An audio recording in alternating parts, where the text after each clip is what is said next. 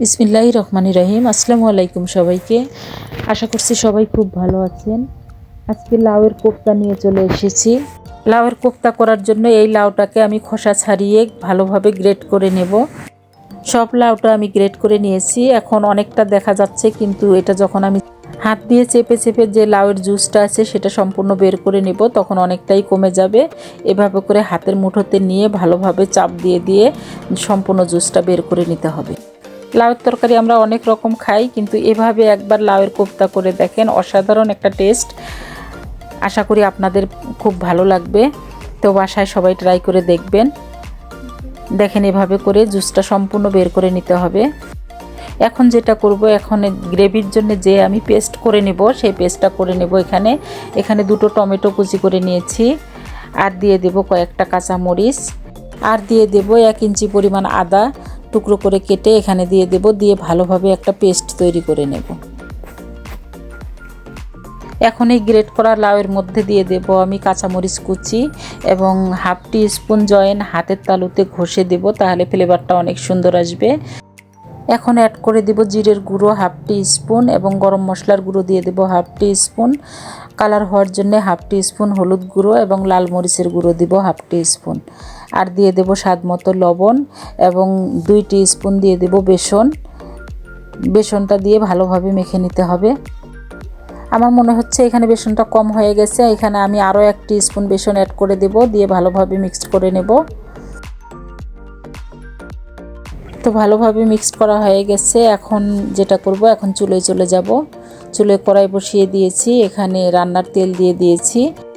লাউয়ের মিশ্রণটাকে এভাবে হাতের তালুতে ঘুরিয়ে ঘুরিয়ে বলের মতো করে ফ্রাই করে নিতে হবে। চুলোর আঁচটা একদম লো আছে দিয়ে সবগুলো আমি দিয়ে দেব। খুব আলতোভাবে এটাকে ফ্রাই করতে হবে। এভাবে আলতোভাবে নাড়াচাড়া করে সবগুলো ফ্রাই করে নিব। অনেক সুন্দর একটা কালার যখন চলে আসবে তখন এটাকে নামিয়ে নেব। তো আশা করছি আজকের রেসিপি আপনাদের পছন্দ হবে। আমার রেসিপি যদি আপনাদের পছন্দ হয়ে থাকে তাহলে অবশ্যই আমার চ্যানেলটিকে সাবস্ক্রাইব করবেন এবং বেশি বেশি শেয়ার করবেন। যারা আমার চ্যানেলটিকে সাবস্ক্রাইব করেছেন এবং রেগুলার ভিউয়ার্স যারা, তাদেরকে অসংখ্য ধন্যবাদ। তারা অবশ্যই সুন্দর একটা কমেন্ট করে আমাকে জানাবেন আজকের রেসিপি আপনাদের কেমন লেগেছে। তো এখন এটা ফ্রাই করা হয়ে গেছে, এটাকে উঠিয়ে নেব।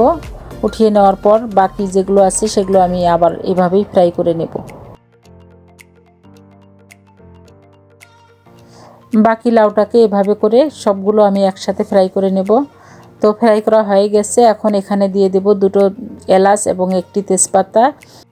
এটা থেকে যখন সুন্দর একটা ফ্লেভার আসবে তখন দিয়ে দেব এখানে গোটা জিরে। এর সাথে দিয়ে দেব হাফ টি স্পুন কালো জিরে, এটাতে অনেক সুন্দর একটা ফ্লেভার নিয়ে আসবে।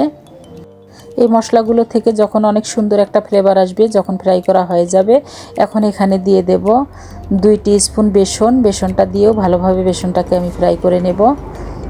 বেসনটা যতক্ষণ কাঁচা গন্ধ না গেছে ততক্ষণ ফ্রাই করতে থাকবো।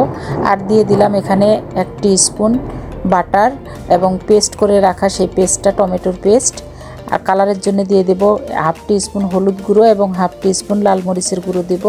এর সাথে দিয়ে দেব লবণ স্বাদ মতো এবং জিরের গুঁড়ো দিয়ে দেব হাফ টি স্পুন। দিয়ে গ্রেভিটাকে অনেক ভালোভাবে কষাতে হবে। কষানো হয়ে গেছে, এখন এখানে দিয়ে দেব পরিমাণ মতো পানি। এটা যে যেরকম গ্রেভি খেতে পছন্দ করেন সেরকম পরিমাণ মতো পানি দিতে হবে। এখন পানিটাকে ঢেকে দিয়ে ভালোভাবে কুক করে নেব 2 মিনিটের জন্য। পানিটা ফুটতে শুরু করেছে। এখন যে বলগুলো ভেজে রেখেছিলাম এগুলো সব দিয়ে দেব এখানে, দিয়ে ঢেকে দেব। দিয়ে মিডিয়াম টু লো আছে গ্যাসের ফ্লেমটা দিয়ে ভালোভাবে কুক করে নিতে হবে।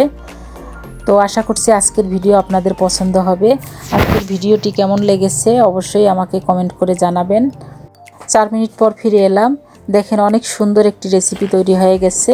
আশা করছি আজকের ভিডিও সবার পছন্দ হবে। আজকে এখানেই শেষ করব, আবার দেখা হবে নতুন আরও একটি ভিডিওর সাথে। ততক্ষণ সবাই সুস্থ থাকবেন, ভালো থাকবেন।